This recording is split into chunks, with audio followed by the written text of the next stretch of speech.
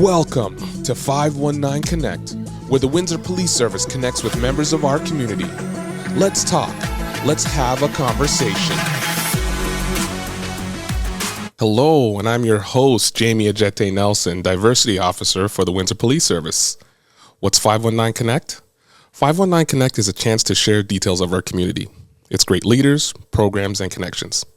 For decades through the Community Service Branch, we've had impactful and meaningful conversations with community leaders.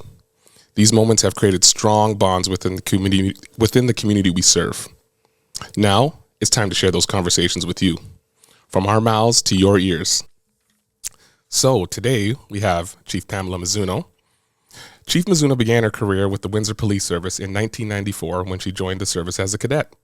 Since that time, she's progressed throughout the organization with notable assignments, which include patrol services, the Drug Enforcement Branch, investigations, and corporate communications.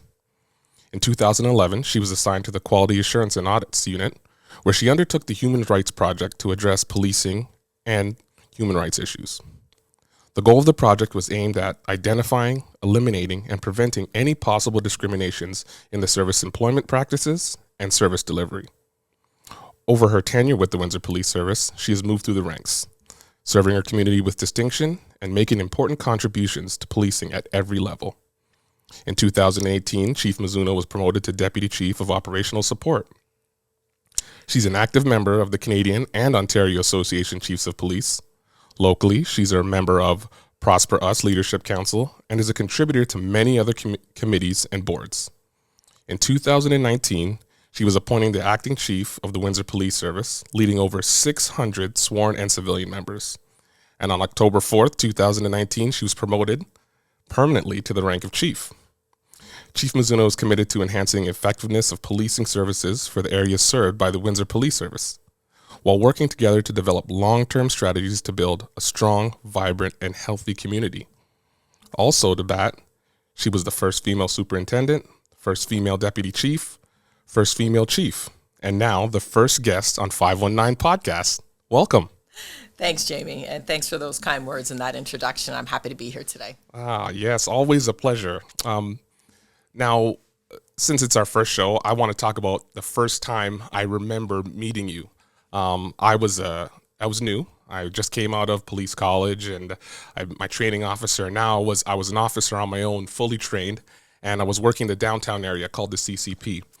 And I remember that day I was assigned to attend a meeting with you, the downtown BIA meeting. Remember that? Yes.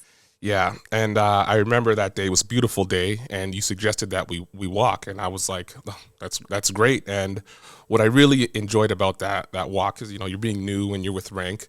You really brought my tension down. I was a young guy, and I was like, okay. And we walked, and we talked about our lives before policing, and the things why we became police officers. Some conversation, and I remember you going to this meeting, and you said, it's okay to contribute to this meeting. And at first I was just thinking, okay, she's just saying that. I'm not going to say a thing. I'm just going to sit there and be quiet.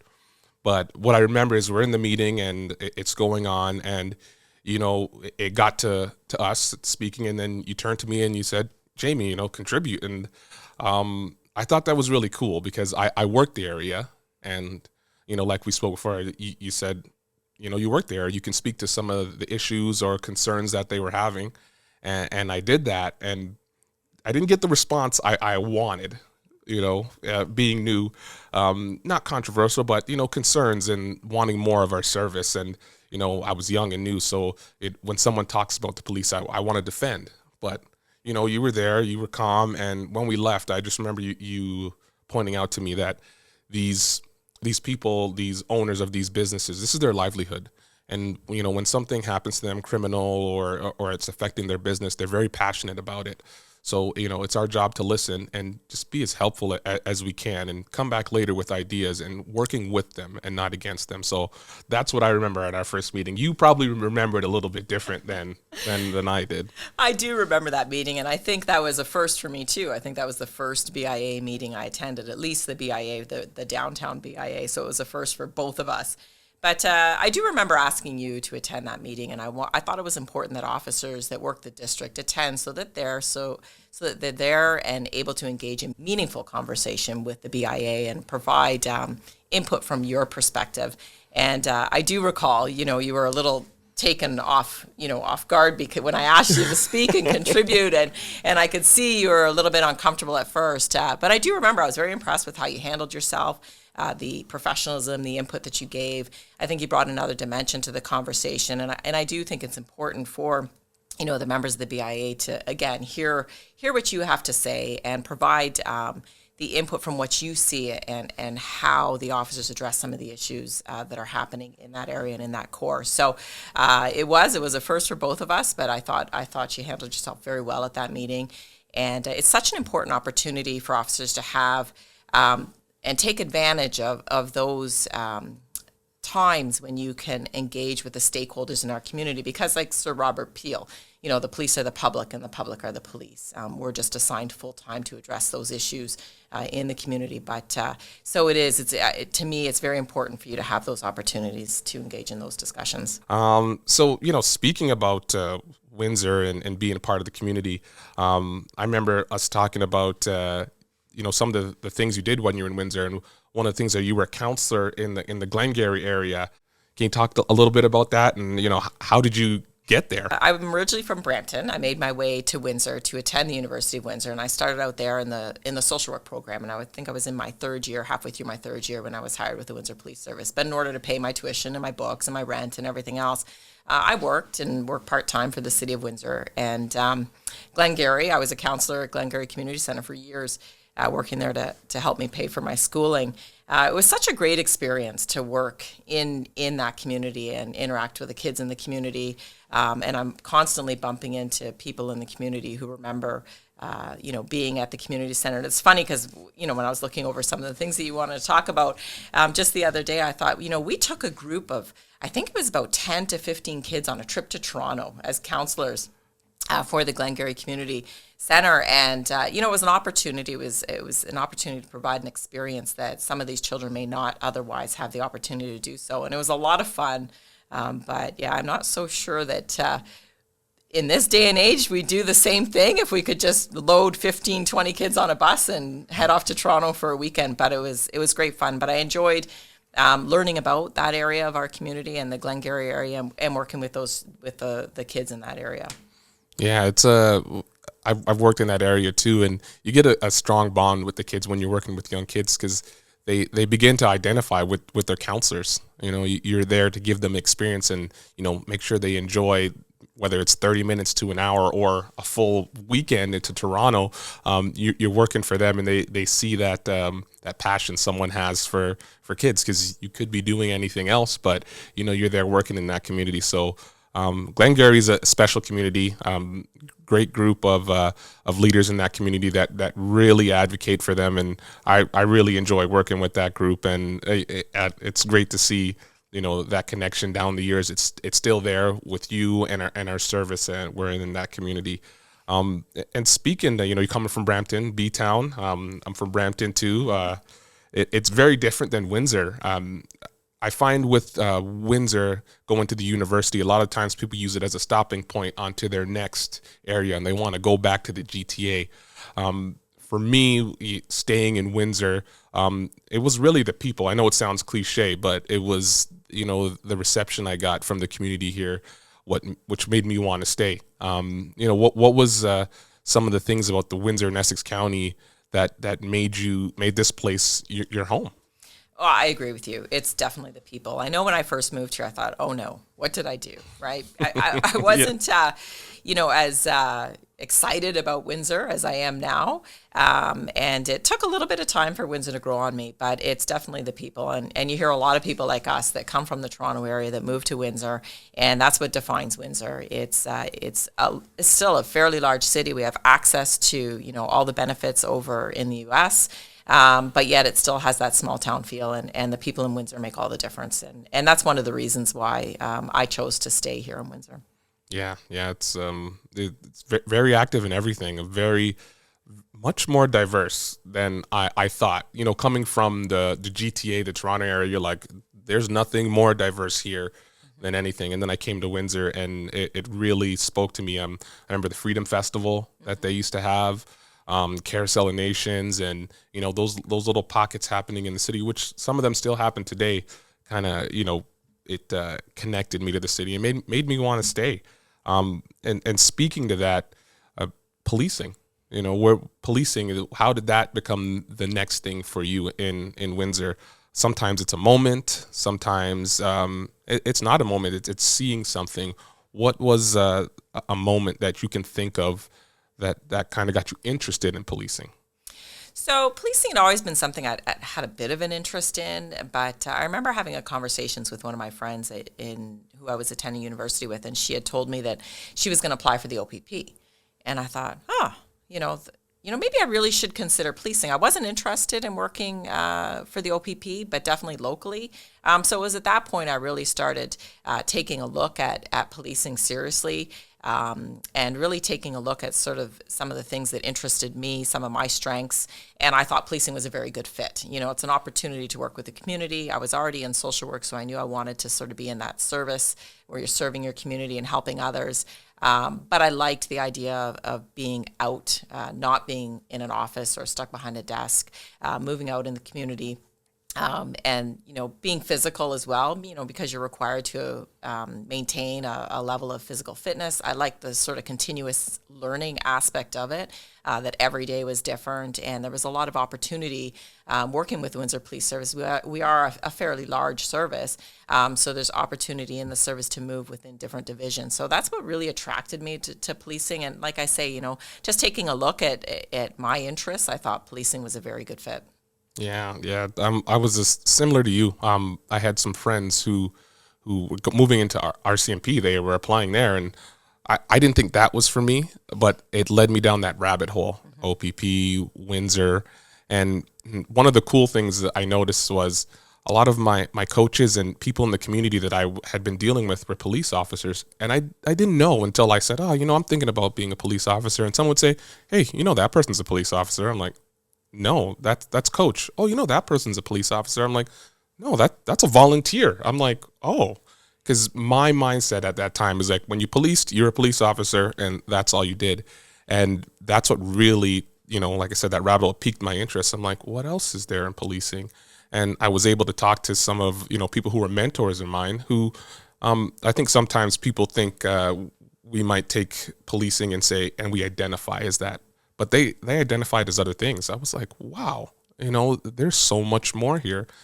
There's so much more to this individual. Policing's part of it, and they do it well. That it kind of bled over into the things they did. I started thinking back, and I was like, oh, that's why they were so good and so aware at certain things. And I really, that's what really got me started. And I think about recruiting and what we're doing, moving to that next level. And we talk about integrity, respect, professionalism, accountability, and innovation, teamwork. Those are our values as police officers. And I'm the recruitment officer, and I always talk to the youth and I say, those are very important, but those are the minimum we want you to have.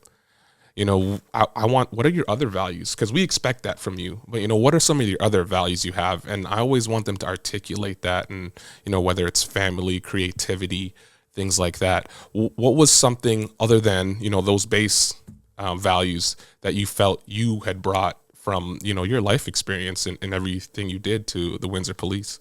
When you're looking for people, and when people are considering policing, it's a lot of hard work. It's hard work, it's determination.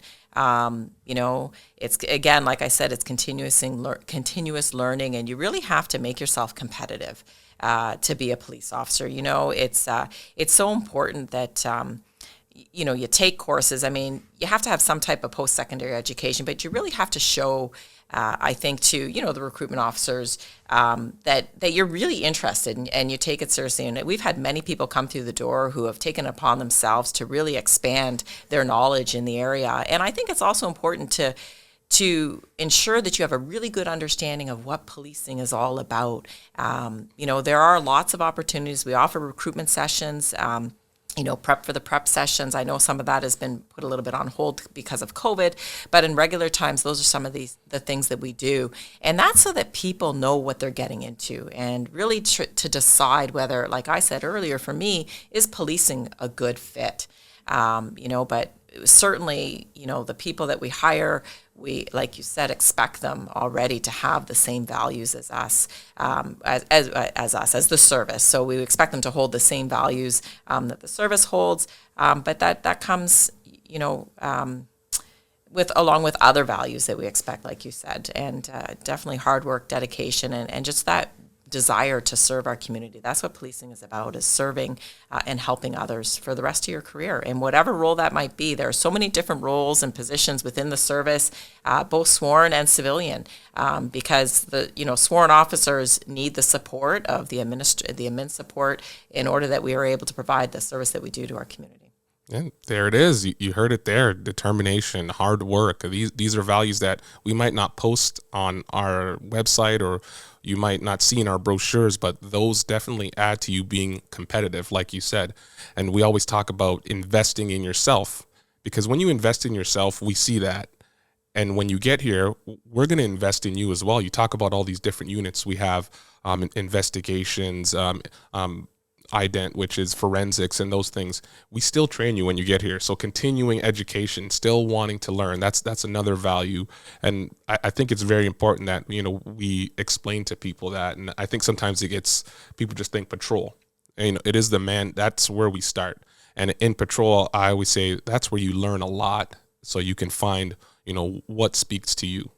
And as a community, I think we need to know that when you're looking at someone saying they don't always want to be a police officer, but explain to them those opportunities. And I think that's where we can really get value in what we do is we tell people we're going to provide you those opportunities.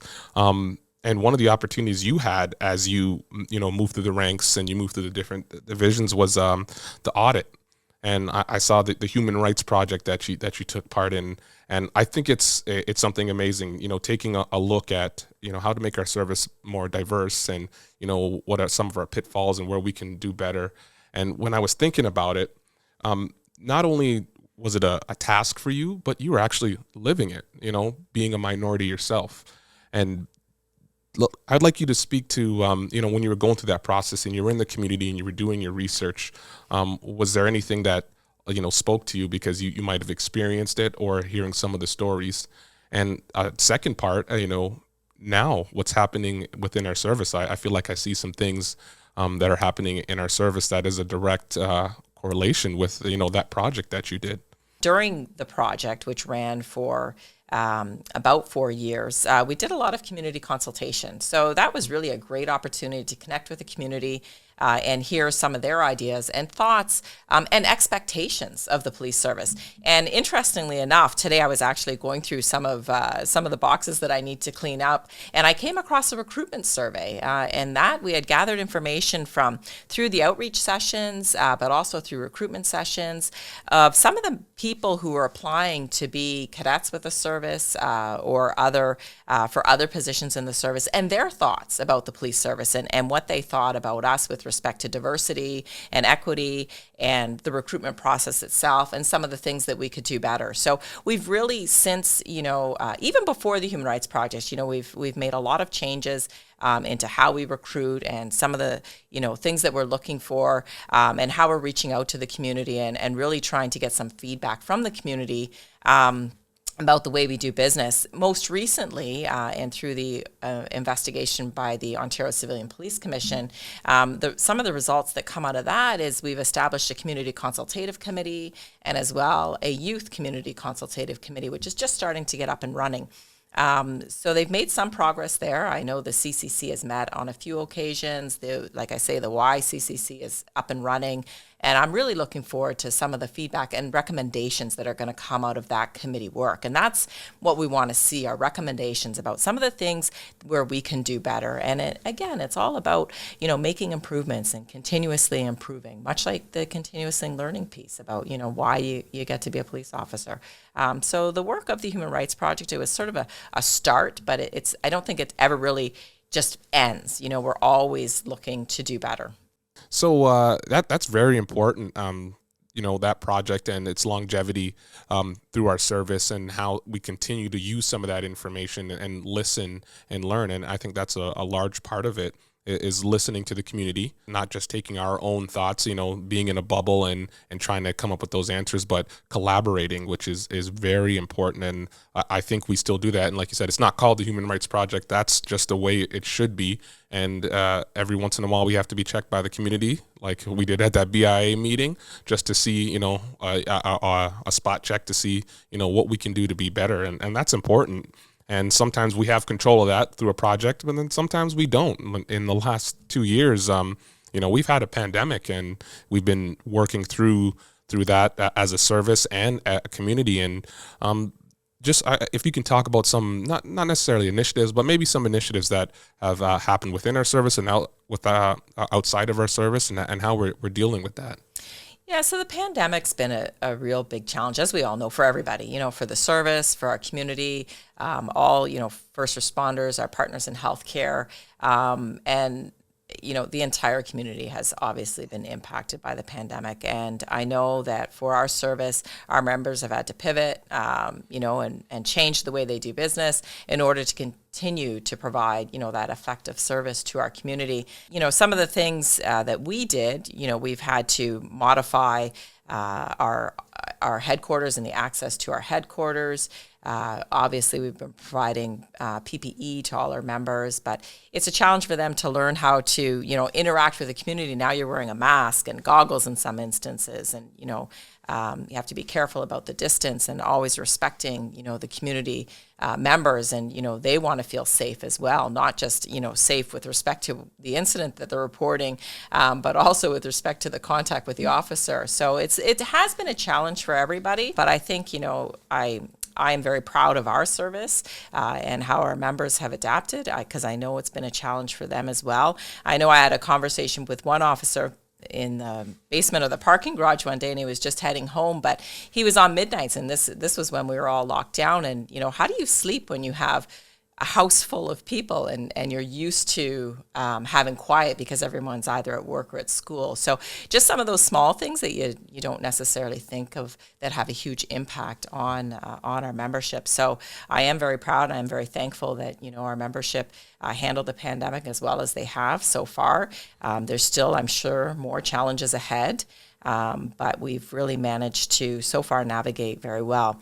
And so important through all of that pandemic is taking care of your mental health. And I think we see that, some of the challenges showing up in the community, and the struggles dealing with some of the effects of the pandemic. And for us, in the past couple years, we've brought in a new app. It's a Peer Connect app, so that's helpful for the officers to be able to reach out for peer support, as well as access some tools and information with respect to keeping themselves healthy, both mentally and physically. It's really just about wellness. So I'm happy that officers are using it, and not just officers. All of our membership is open to the entire membership. Yeah, it's important because sometimes there's a stigma, dealing with mental health, and I'm a peer support at work as well, and it's important that we have those moments where we're able to reflect and have that support and know that you're not alone. And you've been a really big support with the peer support app and pushing that through our service. And it's important people know that we're taking care of ourselves, so that we can also take care of the community. It's adapting our practices. Sometimes we have an outlook how we want things to go, but we have to adapt. And over the past year, I feel we've done that. Like, we've gone virtual. And being a part of that is difficult. In the courts, in the community, we still have to get that communication out there. And I think I would say we were ahead of that, with our technology. I can speak to our civilian members. They were prepared and ready to go once the pandemic hit. How we communicate, whether it's in courts, whether it's having meetings, like you said, the different committees. We didn't stop those. You didn't stop those. I was surprised to see, the youth committee, and we were still moving forward, that we might not be able to be in the same room together, but, we adapted. So that was great to see. And 2022 is, I'm always hopeful, and that's how we should all stay.